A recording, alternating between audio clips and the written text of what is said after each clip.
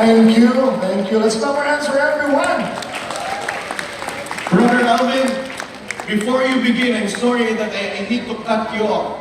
Pero dito na lang po. Kami naman ang magre-regalo po sa inyo.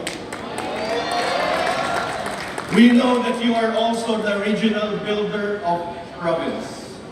And with that, nagkasundo-sundo po ang mga builders ng bawat piece. Dahil Paskong sama-sama tayo, we all know what happened to Cebu. Nahirap na hirap po sila, and it's Christmas time, parang it's so difficult to have a Merry Christmas na condition. Ang buong leaders po ng Peace Bay Area District ay nagkasundo-sundo magbigay tulong. Brother Alvin, may hawak na po akong 30,000 pesos for Peace Cebu, and we are going to give it as a gift para po tulong, para po sa ating mga kasamahan doon po sa kanilang condition at sitwasyon ngayon. So this is a gift for them. Kailangan po namin sa inyo. Maraming salamat. Napakalaking bagay. Just quickly lang, we should have had our feast conference sa Cebu right after FeastCon Manila, but we, well, with much difficulty, but decided not to push through dahil lumindol, tapos bumaha. Tapos November 30, hindi nagtawag ang Catholic Church ng rally. Eh yun yung araw ng FeastCon, so we just canceled or postponed the FeastCon dahil hanggang ngayon, marami pa rin tayo mga kababayan doon. Walang tahanan. Natutulog pa rin sa evacuation centers. So, kaya napakalaking bagay mo. Thank you so much, Philip. Thank you so much, dear builders. Thank you so much, Peace Bay Area. There was a time, every time I would report to you, may mga PowerPoint ako, tapos may mga photos. Pero ngayon, ito lang ang gusto kong sabihin. Itong taong ito, our biggest achievement for me, this is supposed to be a report as well, is that we have become autonomous as different feasts. Kailangan yun eh. Tayo ang pinakahuling naghiwa-hiwalay ulit after pandemic eh. Dahil ng 1 FBA tayo nung pandemic. Eh dahil sa bilang natin malaki tayo, hindi agad-agad tayo nakapagbalik sa kanya-kanyang feast. Pero nung bumalik na tayo sa kanya-kanyang feast, it was amazing.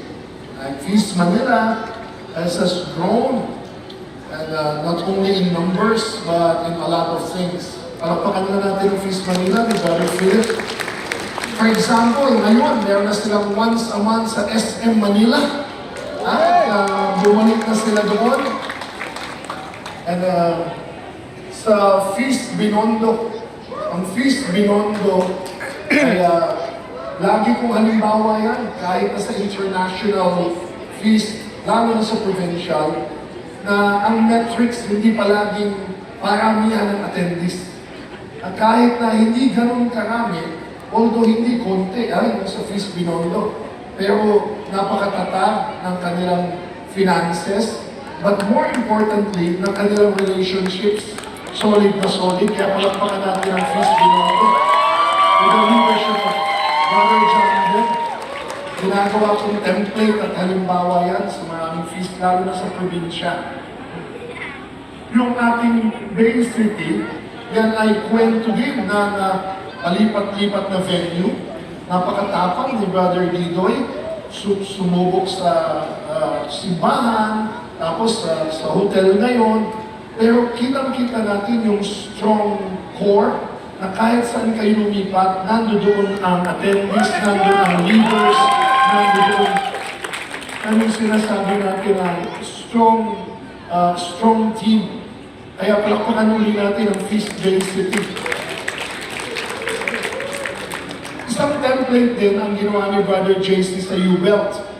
Dahil along with Feast Bay City and Binondo, tinutularan rin yan sa maraming feasts na hindi kailangan weekly, pero in between ay may mga LGs, may mga formation. Kaya yung Feast U-Belt ay sample naman nating template na via online sila. Tapos once a month, twice a month, sila nagkikita-kita. Sila din yung, hindi tayo takot mag-eksperimento eh. Yung Feast U-Belt ni Brother JC nagsimula sa Jollibee. Kaya yun yung may feast ka na, may burger ka pa, yung mga ganun ba? Pero hindi tayo natatakot na sabihin, it worked for a time, tapos hindi na. So, lumipat na sila sa isang hall, sa isang parish church. And we continue to try. And napaka-solid din ang team ni Brother JC. Tapalapakan natin, Brother JC, ang feast student. And then, alam natin lahat ang nangyari sa feast PICC. Bumubulusok na tayo. No? Dahil talagang PICC ang quote-unquote showcase, hindi lang ng Bay Area, kundi ng lahat ng feast sa buong mundo. Dahil nandun pa rin si Brother Bowen. Still. Pero alam niyo nangyari, nung bumubulusok na, biglang ni-renovate ng PICC. We were only given about 1 week, 2 weeks to transfer. Kaya tayo napunta dito, na-discarrel na naman tayo. Pero yan ang leadership ni Brother Odi, with Brother Tony in the PM session. We held the fort, kaya sustain natin itong Rizal Park Hotel. And the big news, I'm sure you know, is that babalik na ulit ng PICC sa January.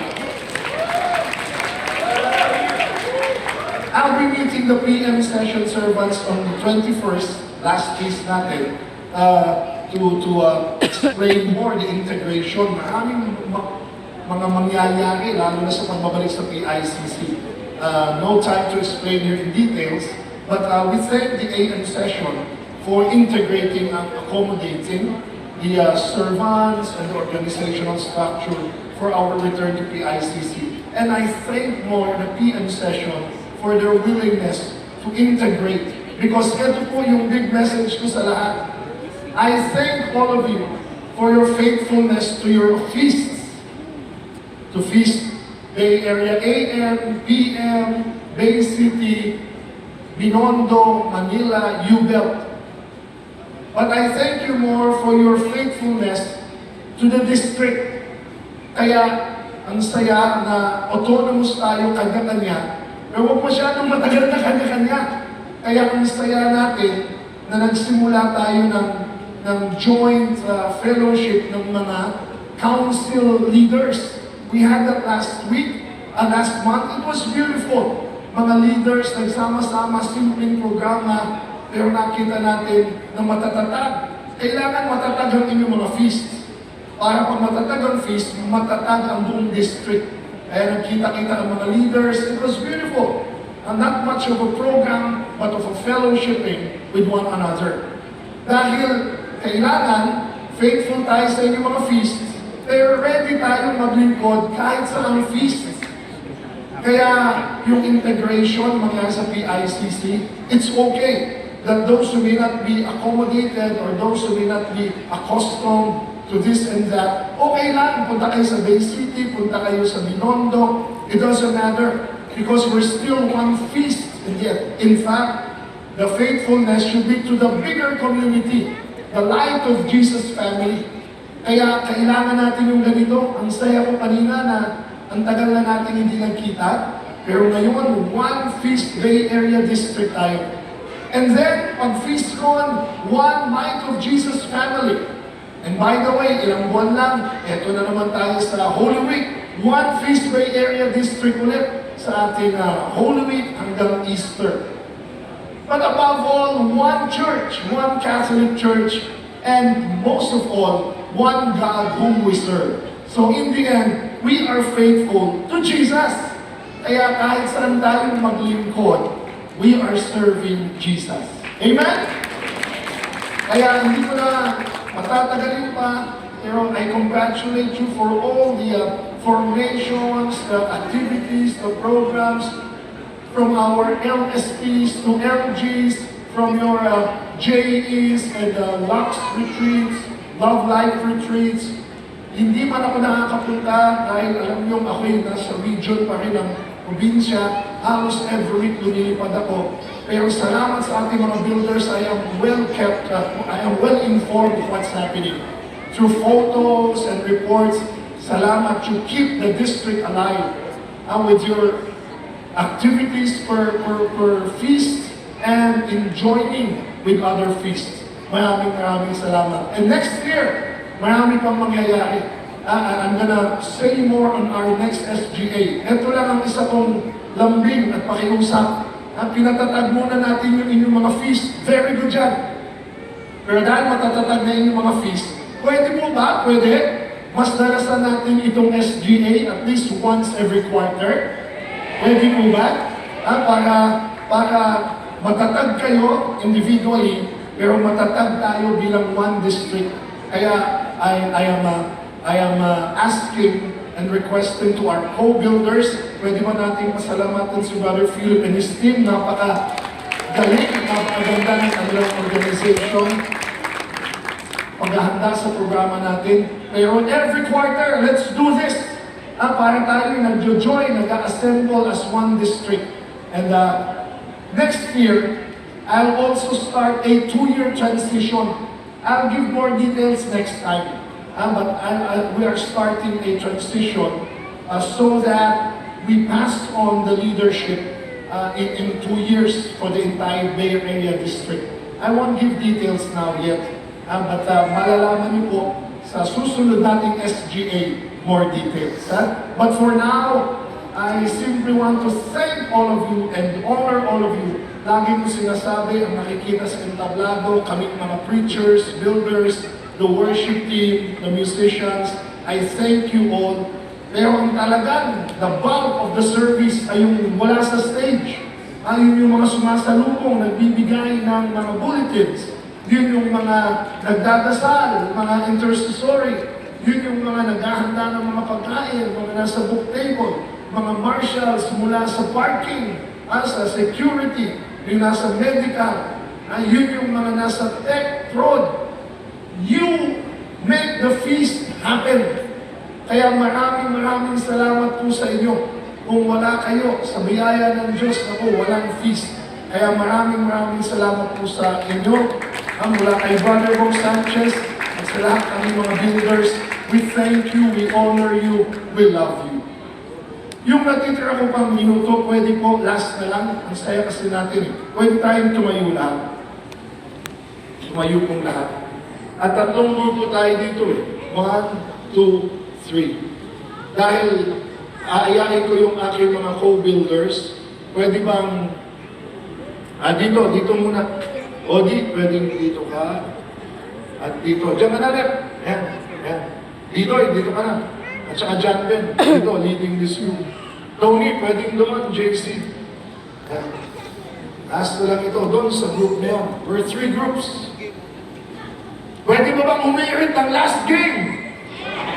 Pwede ba ba?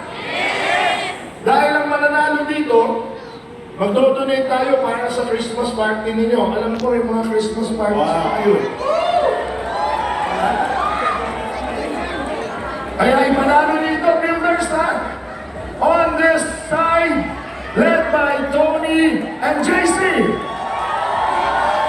On this side, John Ben and Dinoy.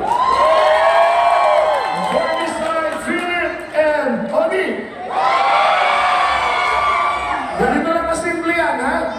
Kakanta lang ako ng Christmas song, dudugtungan ninyo. Pero halos lahat dapat kakanta, ha? Kaya ililid kayo ng leaders nyo. Pag bumilang akong 3 at di nyo nakanta yung kasunod, out na.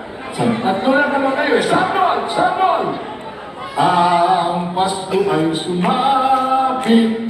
Tayo ay magkasiyawi. Pinoy!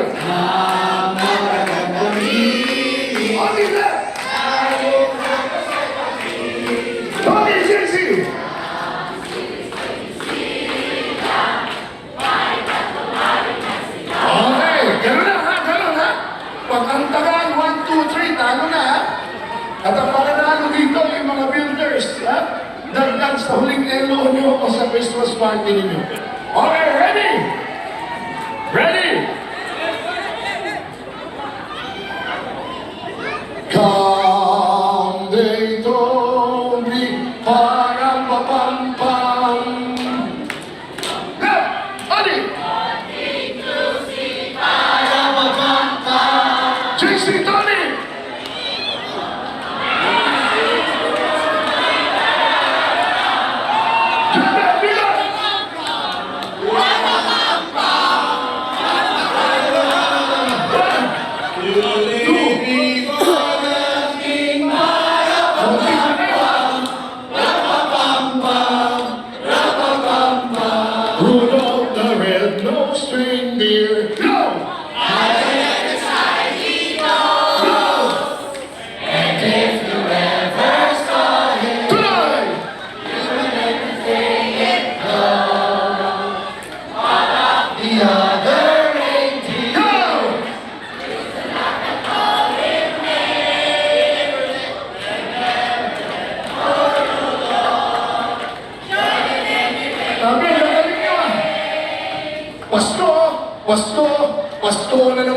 muli.